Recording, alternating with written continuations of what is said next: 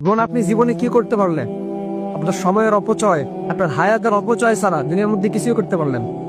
আপনি না হতে পারলেন একজন আদর্শবান মা, না হতে পারলেন আদর্শবান বোন, না হতে পারলেন আপনি আদর্শবান একজন স্ত্রী। তাহলে দুনিয়ার মধ্যে এসে আপনি কি করতে পারলেন? কি কামিয়াব হতে পারলেন?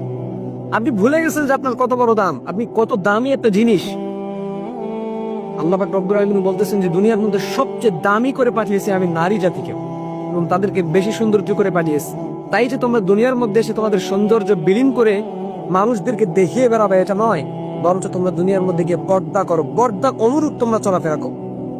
কারণ তুমি তাকায় দেখো, তোমার থেকে হাজারো গুণবতী ছিল আসিয়া, তোমার থেকে হাজারো গুণবতী ছিল ফাতিমা রাদিয়াল্লাহু তাআলা আনহা, তোমার থেকে হাজারো গুণবতী অনেক এরকম আদর্শবান নারী ছিল যারা রাসূল সাল্লাল্লাহু আলাইহি ওয়াসাল্লামের যুগে বাস করত। তারা নবীজিকে সরাসরি দেখতে পেয়েছে। তো তুমি দুনিয়ার মধ্যে এসে কি করতে পারলা?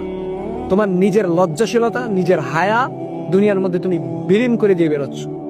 এজন্য নিজের ভিতরে হায়া, নিজের ভিতরে লজ্জাশীলতা, হায়াবোধ নিজের ভিতরে এনে খাদিজা রাদিয়াল্লাহু তাআলা আনহার মতো, ফাতেমা রাদিয়াল্লাহু তাআলা আনহার মতো, আয়েশা রাদিয়াল্লাহু তাআলা আনহার মতো হওয়ার ট্রাই করো দুনিয়ার মধ্যে।